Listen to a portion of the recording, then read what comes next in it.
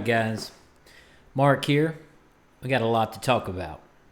As you will know, Title Update 8.5 is live as of 4/7 in the AM. So there's a lot to unpack here. They did a lot of bug fixes. They fixed a couple of armor sets.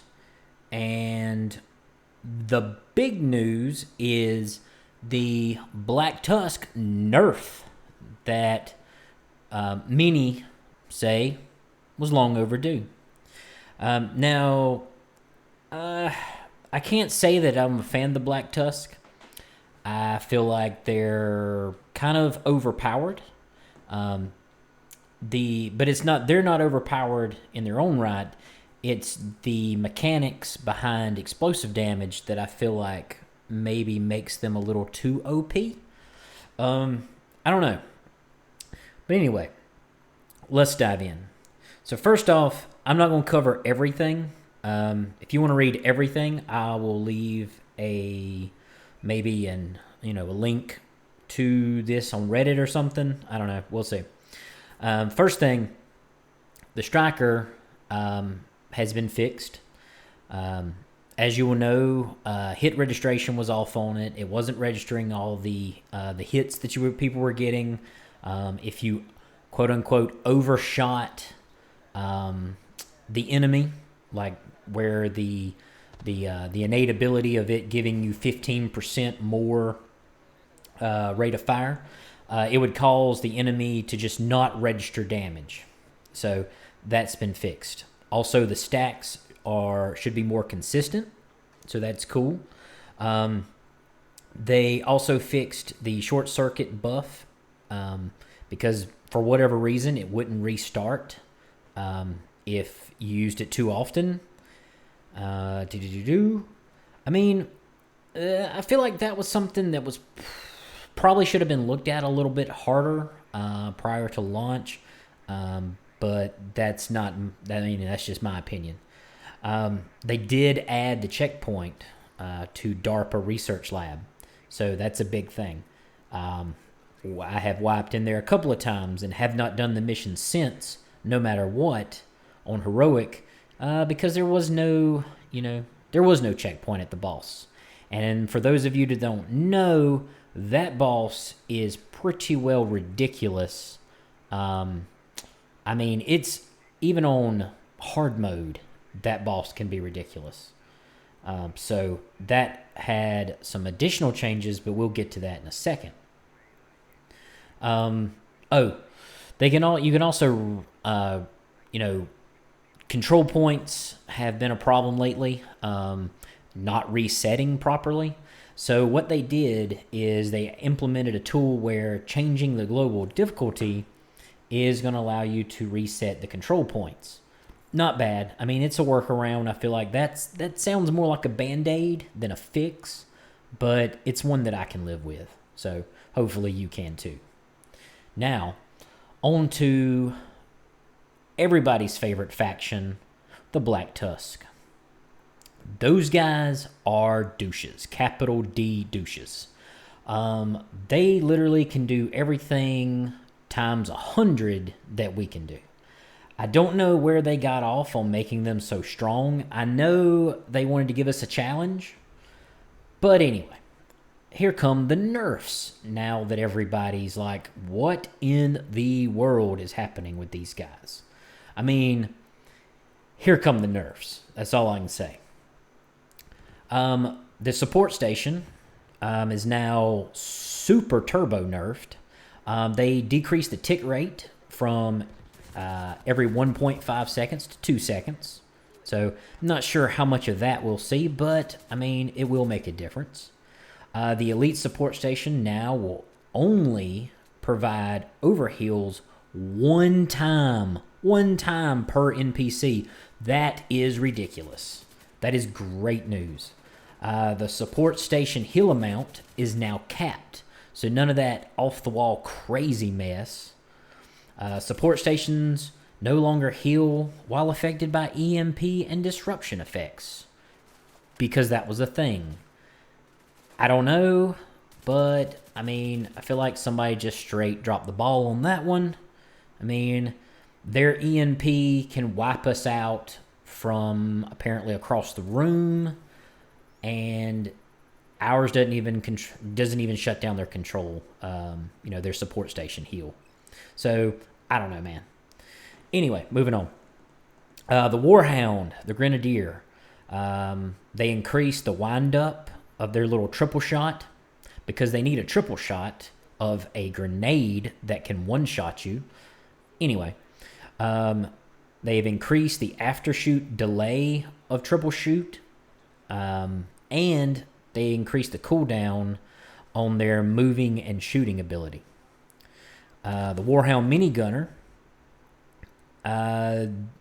they did a little finagling with their flanking ability, because basically these guys would just run through your entire team and then do their spin move.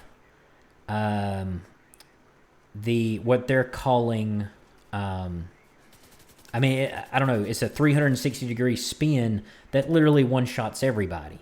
And it has this crazy range where, looking at it through the scope, you're like, there's no way that hits me. And it does hit you because it had a 70-meter range. All right, so the minigunner will now no longer path very close to players any longer. And they're going to maintain maybe a longer minimum distance to us, as well as they've increased the little icon that pops up when they're about to do their little 360 spin. They've increased that to 2.5 seconds because it was 2 seconds. I'm not sure how much of that we'll actually see, but the big thing is that their spin now only does 2 rounds instead of 3. In my opinion, and they nerfed the range from 70 meters to 30 meters. In my opinion, humble, of course, opinion, the minigunner being able to do the spin and it not affect the enemy at the same time kind of blows my mind, because they're literally putting up a wall of lead that you can't poke out of, and the minute you do poke up, it instantly kills you. Then, while you're being pinned down, you've got all manner of things coming at you in the air, mostly explosives, that can also one-shot you. So, I'm not exactly sure what they were thinking there, and I really hope they go back and take a really hard look at that, but we'll see how it goes. They did adjust the tank archetype with the Black Tusk, especially pertaining to the hive and turret and your deployables. Because let's face it, guys, if you put out a turret or basically anything, really, I mean, it was ridiculous. They just sprinted across the room 100 miles an hour and kicked the crap out of it. So their little, their little leg kick does like 8 million damage and instantly one-shots whatever it is. I don't know, man. So they did reduce the threat limit so that they don't just sprint over. So we'll see how that goes. And that was kind of it as far as Black Tusk goes. They did adjust the Pentagon boss. They reduced the helicopter damage and health, which I've done that a couple of times on Heroic. I didn't see where that was a super big deal. Now the one big thing that they did was, when you fight Brenner, they reduced the mortar damage. Now, they didn't say how much they reduced it, so maybe instead of one-shotting everybody, maybe it'll be more like hopefully it's like a 50% reduction, but we'll see. Because technically the big thing with the mortar was, when it lit red, if you didn't immediately move, it would actually hit you prior to it actually landing. Like, you got the damage about a half second to maybe almost a full second before the actual explosion went off. So I'm really hoping they fix that part. They also fixed the one on Coney Island as well, just because those of you that don't know, this may be a legacy bug from the Division 1 where some explosions would go off basically when it was shot. Those of you who don't know, I mean, that was just, oh my God, it was terrible. I mean, getting one shot and then seeing the explosion go off, it's pretty heartbreaking. Moving right along. They adjusted the assault turret, the assault drone, make it more consistent. The big thing was the auto-targeting. I mean, I don't know if y'all noticed, but the assault turret would sometimes just sit still. And you would, if you didn't manually attack a target, like, it would just completely go bonkers. They took a hard look at poison effects because, let's be honest, they're ridiculous. There's only a few things that can actually apply poison damage, but when it does, it kills you almost immediately because it bypasses all armor. That makes sense. So they reduced the tick interval, the damage, and the duration of poison effects. I'm really hoping they go back and take a hard look at flame and bleed damage, because some of these turrets that the enemies are able to put up that deal bleed damage or flame damage. Looking at you, Flamer Heavy.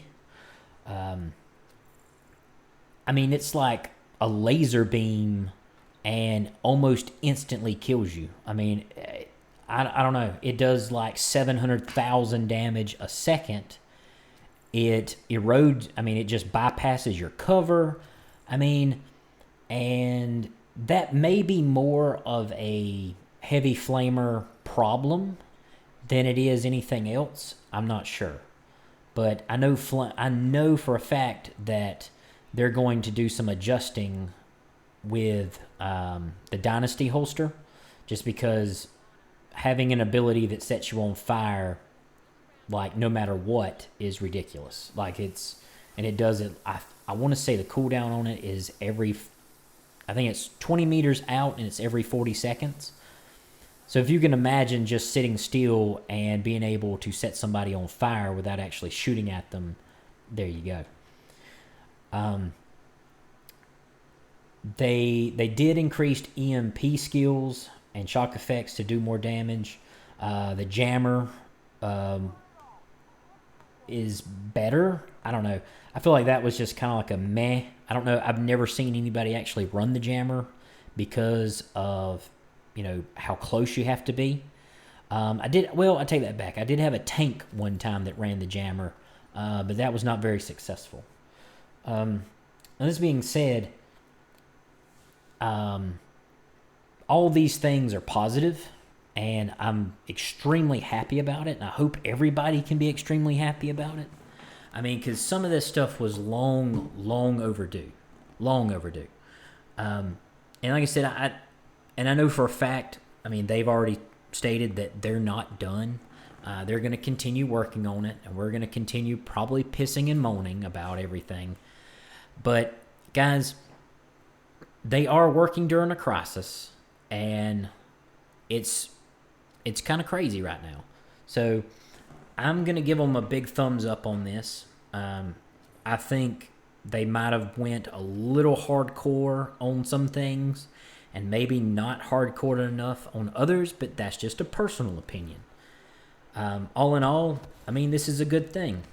Bug fixes are always, they suck because they're there, but fixing them, they're making them a priority to be fixed. So, I mean, they're getting fixed, guys. We just have to bear with them for a little while, just bear with them. Hopefully, there won't be any more of these, game-changing bugs or glitches. But all in all, this is a good thing. So, without further ado, It's been fun. It's been real. And I'm out.